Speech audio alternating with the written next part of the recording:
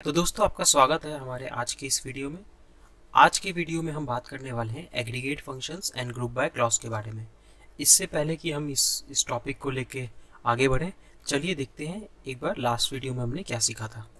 तो last video में सबसे पहले हमने बात की थी वेयर क्लॉज के बारे में, जहाँ पे हमने एक बेसिक सिंपल सेलेक्ट स्टेटमेंट लिखा था और उसमें हमने वेयर क्लॉज को यूज़ किया था। उसके बाद हमने कुछ लॉजिकल ऑपरेटर्स के बारे में बात करी, जैसे कि एंड और नॉट, राइट। एंड क्या होता है, जब भी मैं एंड यूज़ कर रहा हूँ दो या तीन कंडीशंस के साथ, तो जब तक कि वो सारी कंडीशंस ट्रू नहीं होगी एंड मेरे रो को रिटर्न नहीं करेगा। और में क्या है, एक भी कंडीशन अगर ट्रू हो गई तो डेटा फैच हो जाता है। जैसे हमने फर्स्ट नेम और लास्ट नेम लगाया था, या तो फर्स्ट नेम मैच हो जाए या फिर लास्ट नेम मैच हो जाए, दोनों ही केसेस में मेरा डेटा उठ जाएगा। नॉट हमने यूज़ किया था इक्वल टू के साथ, जहाँ पे हमने बोला था कि not equal to this value. उसके बाद हमने रिलेशनल ऑपरेटर्स के बारे में बात की थी, जहाँ पे हमने equal to, not equal to, greater than, less than, greater than equal to, less than equal to के बारे में डिटेल में चर्चा की थी। उसमें हमने बिल डेट के ऊपर कस्टमर के रिकॉर्ड्स को फेच किया था, जहाँ पे बर्थ डेट के ऊपर, जहाँ पे हमने कहा था कि birth date less than equal to particular date या birth date greater than equal to particular date. तो ये सारी बातें हमने की थी। उसके बाद मैंने आपको डिस्क्रिप्शन में जो फाइल ऐड करके दी थी, उसमें मैंने एक सेक्शन दे दिया था जहाँ पे आपको प्रैक्टिस क्वेश्चंस दे दिए थे। आपने वो प्रैक्टिस कर लिए होंगे और उसके सॉल्यूशंस भी फाइल में दिए हुए थे, वहाँ से आप सॉल्यूशंस देख सकते हैं। आइए अब आगे बढ़ते हैं आज के हमारे इस वीडियो की टॉपिक पे।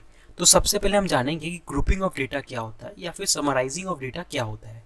उसके बाद हम एग्रीगेट फंक्शंस के बारे में जानेंगे और कुछ स्टैंडर्ड एग्रीगेट फंक्शंस के बारे में हम समझेंगे, जैसे कि सब है, एवरेज है, मिन है, मैक्स है, काउंट है। तो इनको कैसे यूज़ कर सकते हैं वो हम सीखेंगे। उसके बाद हम ग्रुप बाय क्लॉज के बारे में जानेंगे और ये सारी चीज़ों को यूज़ करके एक सीक्वल क्वेरी हम कैसे लिख सकते हैं वो भी हम आज के इस वीडियो में देखेंगे। तो आइए शुरू करते हैं। तो सबसे पहले मैं कॉन्टोसा डेटाबेस सेलेक्ट कर रहा हूँ। उसके बाद देखिए मैं बहुत ही सिंपल क्वेरी लिख रहा हूँ, सेलेक्ट स्टार फ्रॉम। आज हम ऑनलाइन फैक्ट सेल्स को यूज़ करेंगे और मैं यहाँ एग्जीक्यूट कर रहा हूँ। अब देखिए यहाँ पे मेरे पास तो बहुत सारे कॉलम्स हैं, लेकिन मैं आपको बोल रहा हूँ कि मुझे सिर्फ 3 कॉलम का रिकॉर्ड्स चाहिए, स्टोर की, सेल्स अमाउंट और सेल्स क्वांटिटी। ठीक है, तो मैं यहाँ पे जाके 3 फील्ड लेता हूँ, स्टोर की, सेल्स क्वांटिटी और सेल्स अमाउंट। ठीक है, अब आप देखिए मैंने रिकॉर्ड खाली 3 ही लिए हैं, बट अगर आप इन रिकॉर्ड्स को देखेंगे ना तो कुछ ये सही नहीं लगेंगे, क्योंकि आप देखिए 306 बार बार रिपीट हो रहा है।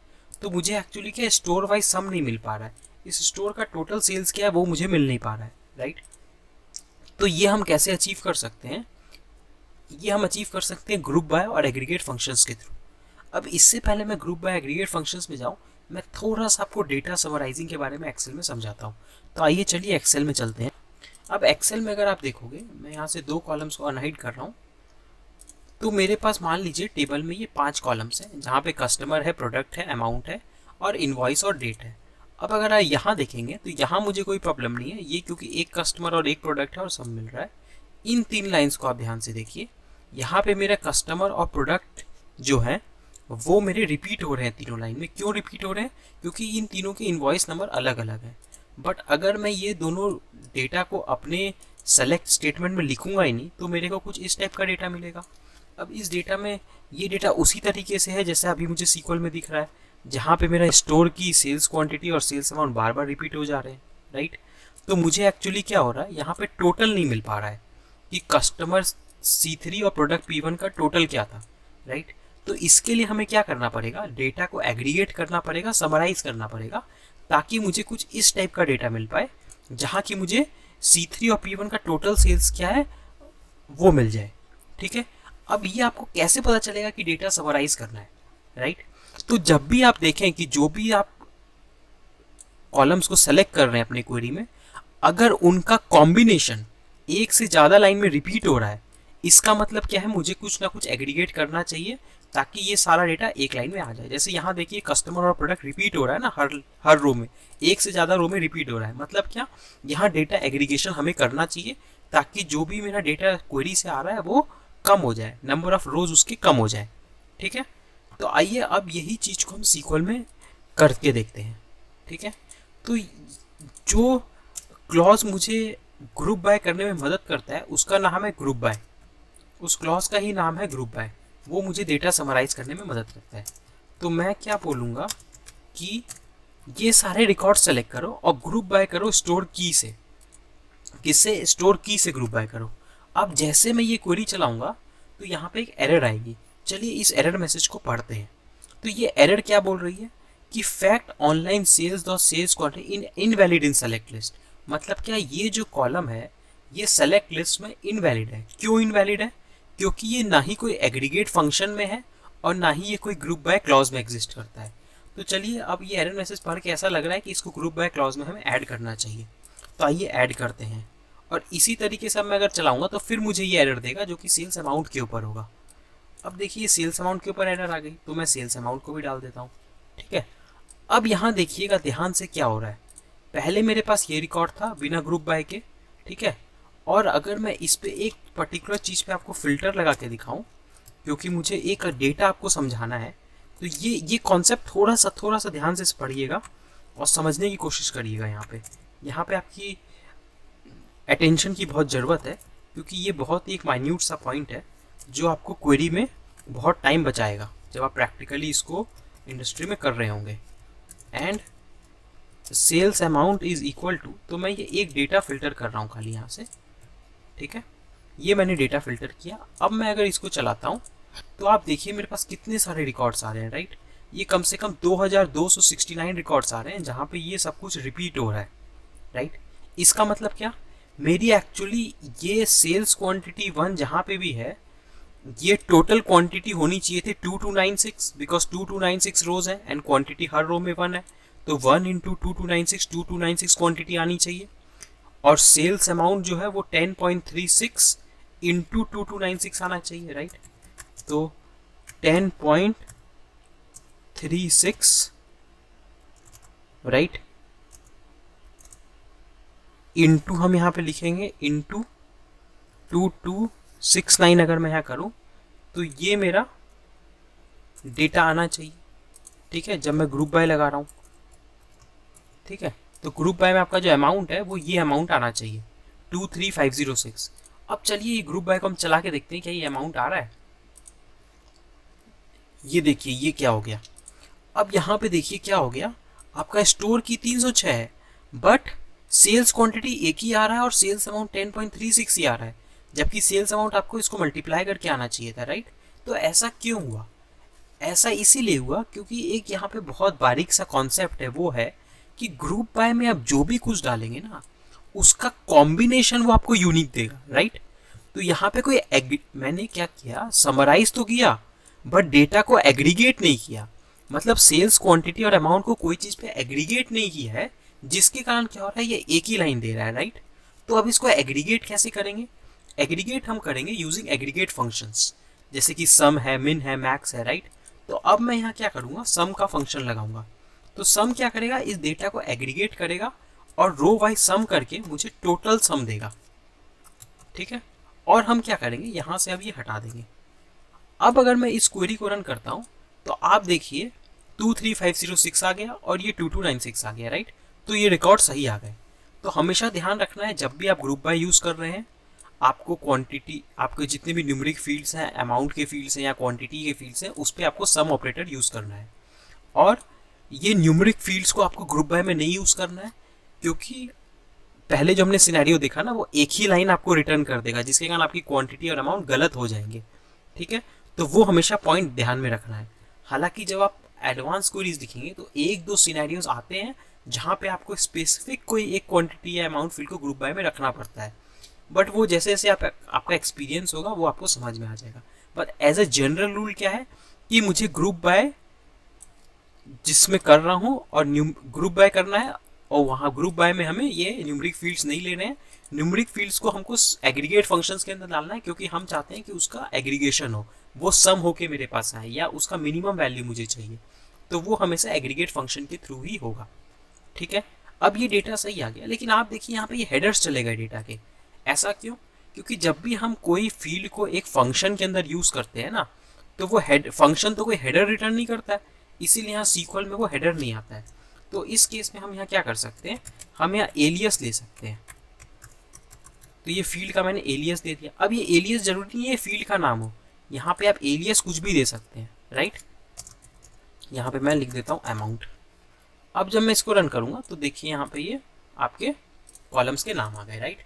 यहाँ पे एज जो है ये लिखना ऑप्शनल है, तो आप इसको अगर चाहें तो ये हटा भी सकते हैं, ठीक है।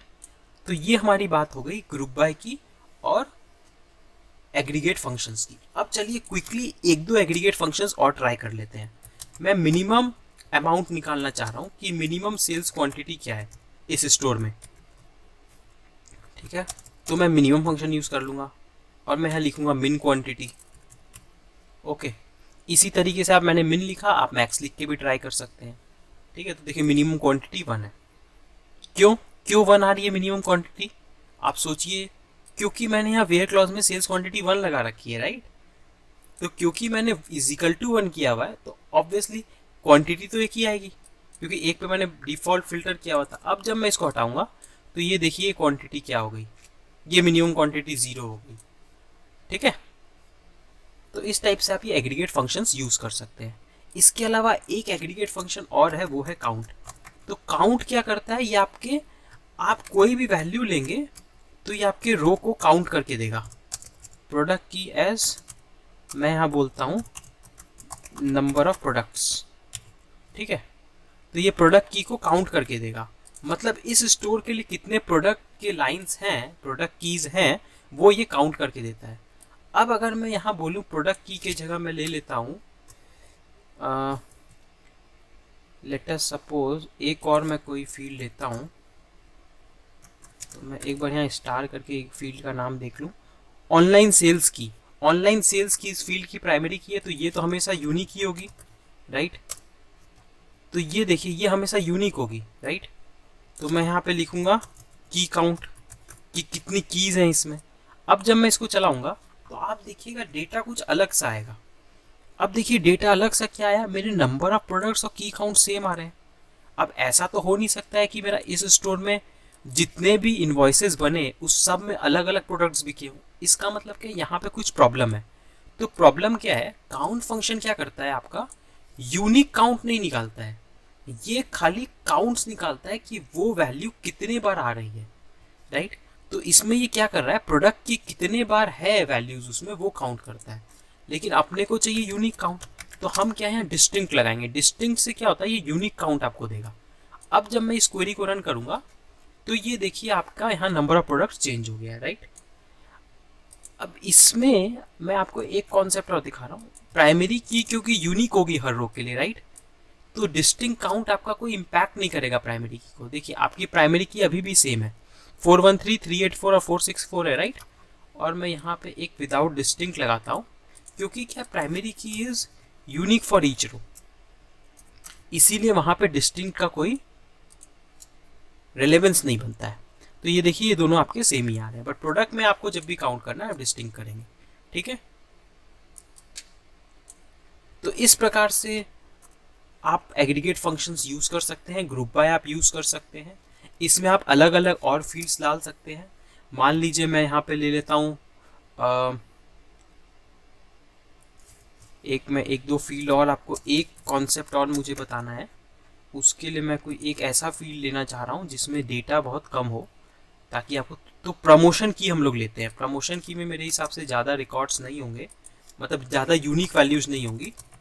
तो मैं प्रमोशन की यहाँ पे लेना चाहूँगा, और ये प्रमोशन की क्योंकि हमने यहाँ लिया है तो हमें ग्रुप बाय में भी डालना पड़ेगा। अगर हम यहाँ ग्रुप बाय में नहीं डालेंगे तो चलिए देखते हैं क्या एरर आ रही है। यहाँ पे वही वाली एरर देगी कि is not included in the group by और एग्रीगेट फंक्शन। तो ये देखिए ग्रुप बाय और एग्रीगेट फंक्शन की एरर आई, तो हमने यहाँ ग्रुप बाय में ऐड कर दिया। और अब हम इसको अगर चलाएंगे तो ये देखिए ये रिकॉर्ड आ गए, राइट। अब यहाँ पे मैं इसकी सॉर्टिंग कर देता हूँ थोड़ी सी। तो सॉर्टिंग के लिए हम क्या यूज़ करते हैं, ऑर्डर बाय यूज़ करते हैं। तो मैंने यहाँ पे लिख दिया ऑर्डर बाय स्टोर की और उसके बाद प्रमोशन की, ठीक है। अब जब मैं इसको चलाऊंगा तो ये मुझे स्टोर की और प्रमोशन की वाइज डेटा सॉर्ट करके दे देगा। अब यहाँ पे देखने वाली बात क्या है, ये वाला रिकॉर्ड अगर आप देखेंगे तो ग्रुप बाय में क्या हो रहा है, जो भी फील्ड्स आपके ग्रुप बाय में हैं इसका कॉम्बिनेशन आपके पूरे डेटा सेट के लिए यूनिक होगा। तो अगर मैं ये पूरा डेटा सेट यहाँ पे दिखाने की आपकी कोशिश करूँ तो आप देखिए ऐसी दो रो कभी भी आपको नहीं मिलेगी जहां पे स्टोर की और प्रमोशन की सेम हो। ये देखिए, ये हमेशा क्या है, आपको यूनिक कॉम्बिनेशन नहीं मिलेगा। तो ग्रुप बाय का एक मतलब ये होता है कि जो भी फील्ड्स आपने ग्रुप बाय में डाले हैं, ठीक है, चाहे वो स्टोर की, प्रमोशन की, इसका कॉम्बिनेशन यूनिक होगा, राइट। मतलब ऐसा कभी भी नहीं होगा कि सेम कॉम्बिनेशन के दो रोज एग्जिस्ट कर जाएंगे, जैसा हमारा यहाँ पे था, ठीक है।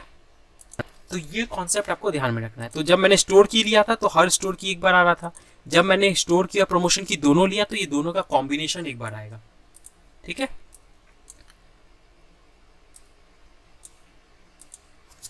तो यही था इस वीडियो के बारे में। आशा करता हूँ आपको समझ में आया होगा। अगर आपको ये वीडियो अच्छी लगी तो चैनल को जरूर सब्सक्राइब करें और वीडियो को जरूर लाइक करें। धन्यवाद।